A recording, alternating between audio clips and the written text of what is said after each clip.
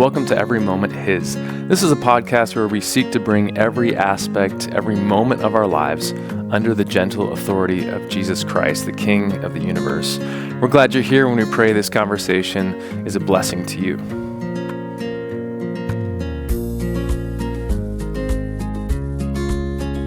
Hello, everybody.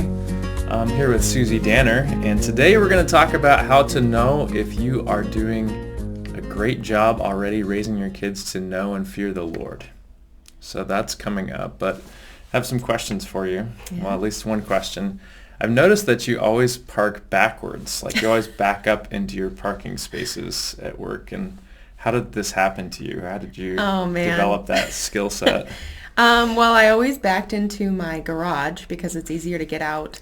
But then I read somewhere once that in Japan, they always back into parking spaces because if there's ever an emergency, then it's much less likely to have traffic jams and everyone can get out easier. So I guess it's a little bit of a emergency preparedness. I like it. Yeah, I've always thought, I want to park backwards just in case I have to get away. Yeah, exactly. Like just hit the gas and go. Mm-hmm. So I'm a big fan of parking backwards.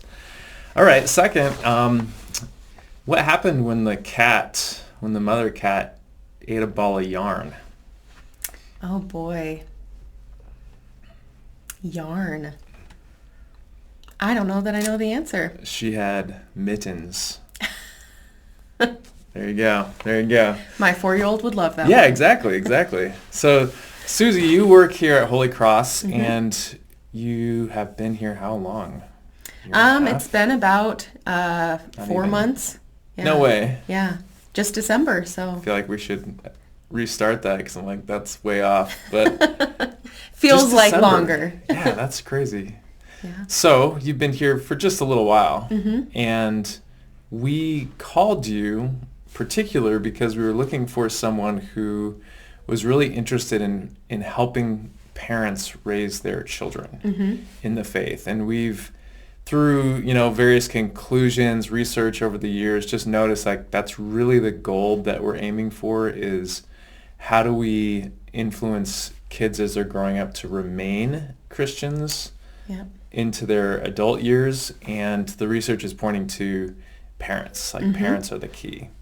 And so when we interviewed you, we talked to you about all these things. We just found that you were really aligned with that. So what are some of the, how did you come to those conclusions? How did that become a passion of yours, in particular, family and parent ministry? Yeah, I've always loved working with younger kids. I've always had a passion for working with children. And then as I was in school and learning more about the different aspects of DCE ministry and the different ways that you serve, I became very passionate about children's and family ministry.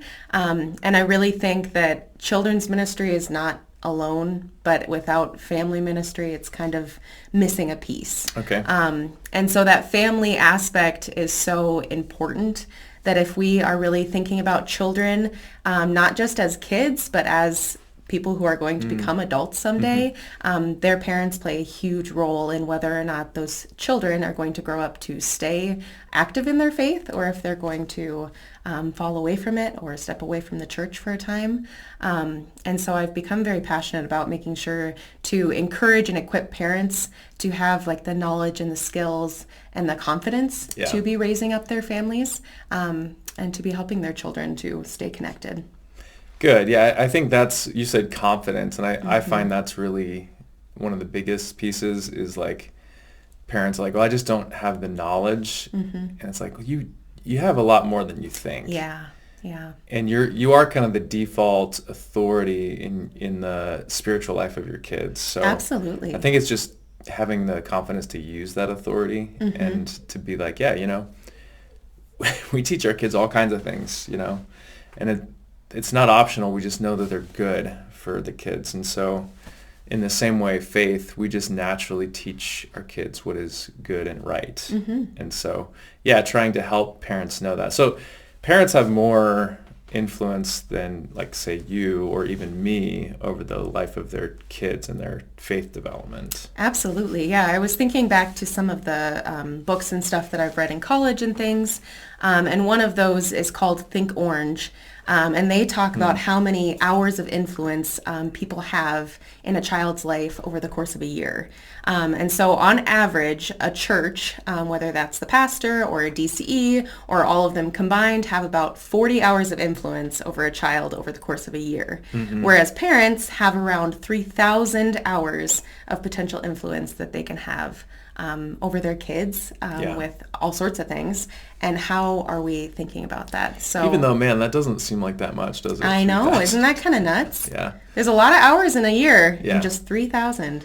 Well, so I think there's a little bit of a pushback or a correction. Like, I grew up in the 90s and the early 2000s where, like, the big church youth group thing was happening. And there just seemed to be this silo built, like youth stuff was over here, adult Christian stuff was over here, and sometimes you wouldn't even interact at all. And I have to be honest, like the majority of people that I went to church with are no longer in the church, as far as I can tell. There's some definitely that are, but there is kind of like this mass exodus from the structured institutional church. People might say they're Christian, but they're really not engaged in any kind of community, or they've kind of wandered from community to community. And so I think there was this question of, well, what's happening with, I think Barna did some research. They said, what's happening with those that are staying? And that research really showed that it's the parents and other trusted adults. So it's like we have to stop segregating kids and adults. Yes. And really focus on that community and family ministry. Yeah, absolutely. So that's where you came. You came into the scene and you said, okay, I can do that. I'll take it on. Good. So how can parents know, what are some ways that parents can know I'm doing this well? Yeah. So, some markers to achieve or to say, yeah, I can look and say I'm fulfilling as much as I'm able to in raising my kids in the faith. What are some ways they might note that? Yeah. I mean, I think I'd start by saying that most parents are doing a better job than they think they're doing. It seems really overwhelming. It seems really overwhelming to think about all of the different things you want them to know about their faith, and then try to say, wow, am I doing all of that? Oh my goodness, that sounds like so much. But really, you're doing much better than you think that you're doing. But I kind of thought about some different things that you can kind of maybe think about in different categories of stuff. So the very first one is just modeling a strong personal faith. How am I as a parent showing my children my own faith, and how is that going to impact them? Do your children see you in worship? Do they see you reading your Bible with them or by yourself, or doing devotions? Do they hear you pray? Do they see you praying? Do they hear you talking about your own faith? Those are some big things that, am I just modeling myself what it means to be a Christian, and what it means to have faith? Especially in young children, observational learning is a huge part of their development. Sure. They're going to do the whole monkey see, monkey do. If I see you doing it, I'm going to model that behavior. And so when you are doing those things and showing them, even without saying it to them, you are showing them what it means to be a Christian and how to model that Christian life. I like that because I think it's a little more easily accessible, or I'm hearing you say, like, if you want to influence your kids in the faith, just lean into your own faith. Absolutely. Right? Just lean into the skills of being a Christian and just be sincerely seeking the Lord in the Word and through prayer and through His community and His gifts. So, like, I kind of know how to do that already. So, yeah, good. Just lean into it. Keep doing that. Yeah. All right. Yeah, okay. Lean into it. And one thing I'd say to try to avoid as much as you can is the do as I say, not as I do.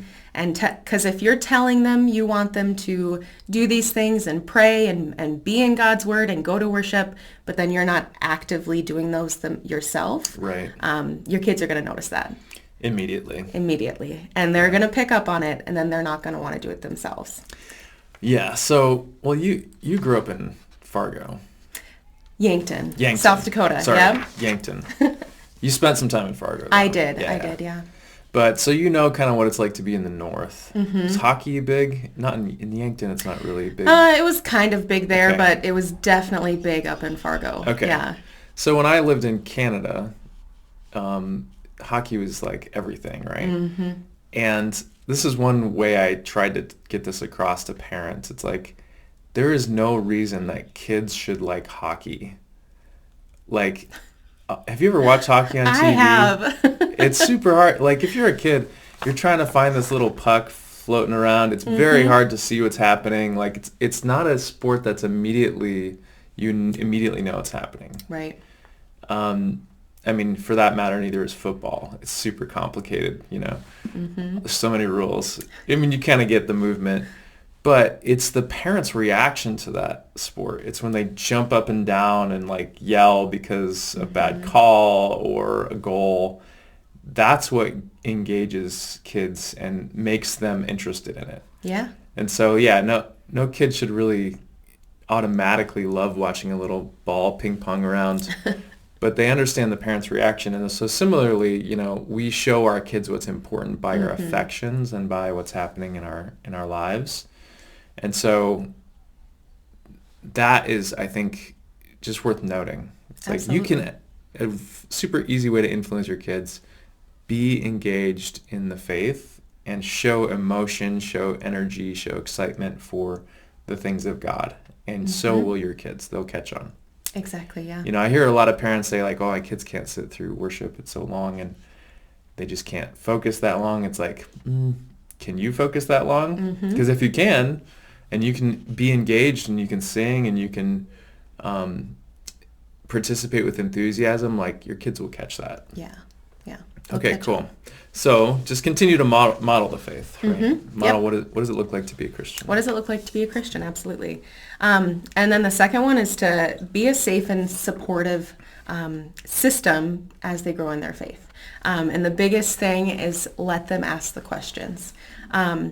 People learn by asking questions, whether we state it as a question or not. That's what we're really wanting to know, is we want to know the answer to something. And so kids ask a lot of questions, and sometimes their questions are hard, but it's a very positive thing. And we want them to be asking questions, because when they're asking questions, it means that they're thinking deeper about something. It means that they want to know more. Yeah. And that's exactly what we want in their faith life. We want them to want to know more about Jesus, about God, about the Bible. We want them to do that.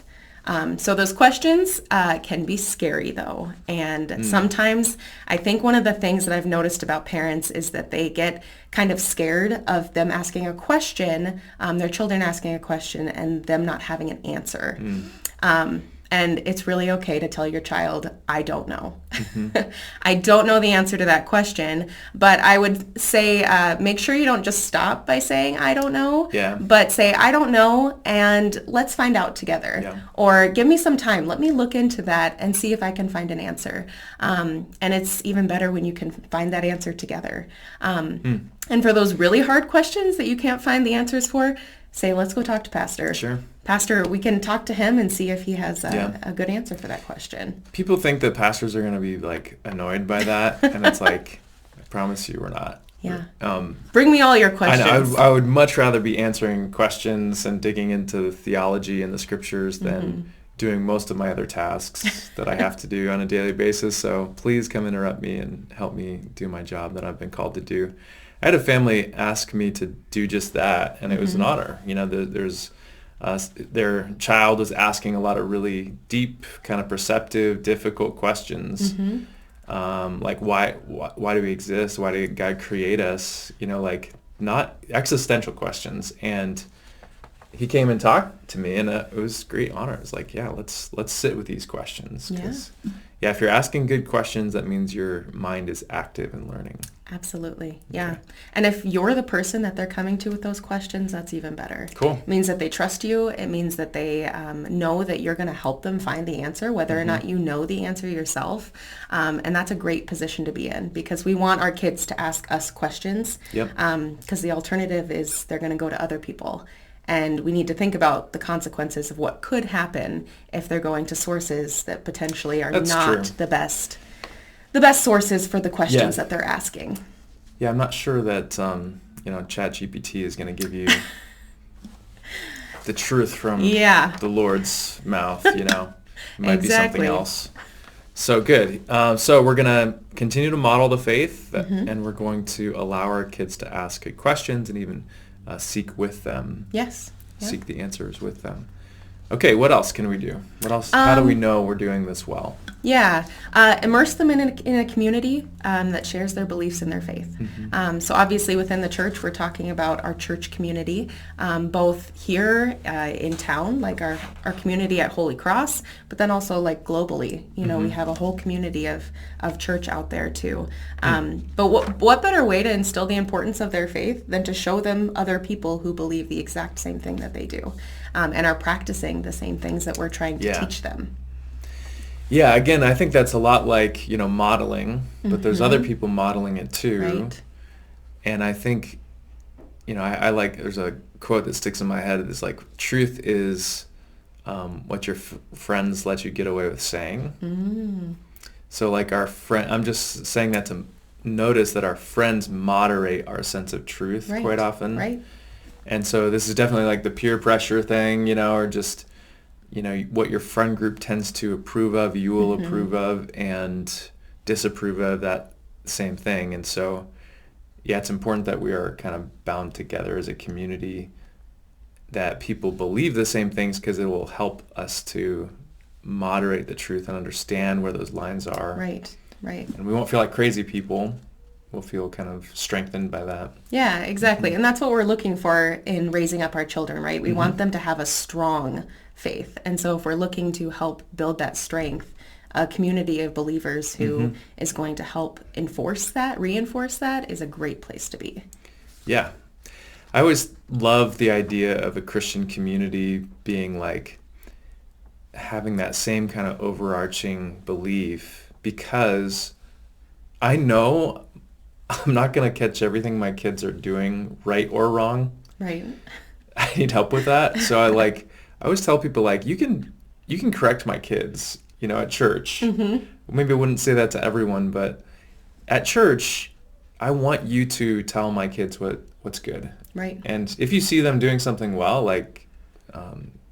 call that out too. Yeah. But if they're doing something that's poor, or if they're doing something that's foolish, you have my full permission, because we really do need kind of a community to help with those. Like, it's not just mom and dad saying these things, because it's not just mom and dad, it's the Lord. And we all share the same understanding of who the Lord is. So feel free to speak into my kids' lives, especially you, Susie. You can, okay? Tell my kids the truth, shape them. Yeah. Yeah. As I was looking at some books and stuff, there's a book, 7 Practices of a Healthy Youth Ministry. Okay. And they were talking about that every teen should have 5 trusted, supportive Christian adults in their lives that are not their parents. 5, which is kind of a scary number. Just as you think about how, oh my goodness, 5 people that are not my parents. 5 people? Where am I going to find 5 people? Yeah. But that... Aunts and uncles. Yeah. Potentially. They kind of encourage even outside of extended family if you can, just because statistics have shown that kids who have those 5 people in their life are much more likely to stay active in their faith past into adulthood, past their teenage years, because they have those connections and that trust in other people that are not just their parents. Do you think you had that growing up?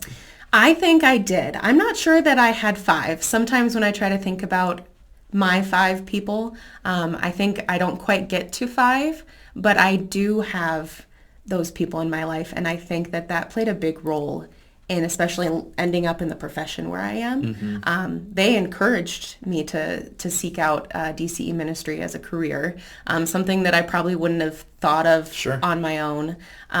But yeah, my parents actually picked my sponsors, my baptism sponsors.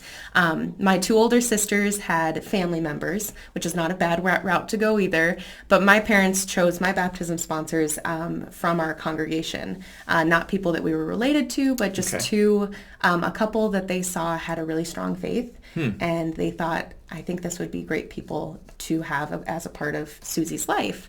And they are still a part of my life. They're in their 80s now. And I spent a lot of time with them growing up, and we still talk regularly, and I get to see them, and they were a big encouragement in my faith life. And it was kind of cool to have those people that weren't members of my family encouraging me. So that worked out pretty well for you. It did. Good call from your parents there. Yeah. Good job. Yeah, I think I had definitely some mentors that kind of came into my life later.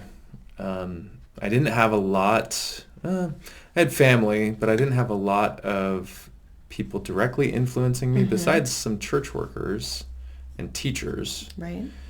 But it wasn't until maybe young adult years, late high school, that I had like mentors that I really felt I trusted. And it's interesting just how influential that was, you know. Right. It's interesting because it doesn't just happen, I don't think. Like, it'd be great if we could all be as intentional as your parents and really saying, like, go talk to this person, or like bringing them over for dinner and just talking about the faith and trying to create that relationship. Because it seems like there's not a lot of opportunities in the way we do life, you know? Yeah. Everything's kind of sports over there, school over there, church over here. So like, where are you going to find these people? Yeah. That's one of the things that as I was going through the interview process with Holy Cross, I was very excited by the fact that you had life groups, because I think that helps to foster a lot of that connection. Yeah, certainly. Yeah, in a kind of a natural way. Like, you're just getting together, and the life group I'm a part of has a lot of kids, and just getting to, you kind of build those connections even with the kids. You're talking to the parents, but then you also build those connections. And I hope that those relationships... They're like, kind of blend together. Yes, like, is that my kid or no? Because you got them all hanging out together or whatever. And cool. Well, it's good. So anything else? Any bonus tips or anything else on your mind? Yeah, I think just kind of the last thing would be to pray for your child. It's kind of one of the biggest things. It can be one of those things, though, that's both active and kind of passive in some ways, because we want you to pray with your child, to show them how to pray, to show them how God wants to be in conversation with us, but then also praying for them. So this is probably not something that they're going to always see, but God gave us this awesome tool in prayer to be able to talk to him. And so just praying for your child and being there for them. As much as parents wish that we could control everything our children do so that they always make the best and right decision, we don't get to do that. That's true. And so praying for them is the next best thing that we can do, and encouraging them that we are always praying for them and loving them, and walking with them. Yeah. So just to kind of recap a little bit, we want to model the faith for our kids, just really lean into our own personal faith walk and habits and model that. We want to allow them to ask good questions, so don't be scared of questions, don't shut them down, but that's a sign of growth in life. And then also bring them into a community that's really going to foster the faith, and then pray. Pray. Well, good. Well, thank you so much. That's good wisdom, and hope it's useful for everyone who's listening. And thanks for coming on the podcast, Susie. Yeah, thanks for having me. All right. See you next time. Thanks for listening to this episode. We hope it was useful for you. If you found this particularly useful, you can share this episode with friends or family. You can also subscribe to our podcast in whatever platform you're using, or give us a review. That really helps other people find our podcast. This is also a teaching ministry of Holy Cross in Kearney, Nebraska. And so if you do not have a church, we would love to welcome you into our community, to build you up and to share the joy of salvation with you and the rest of the members here at Holy Cross.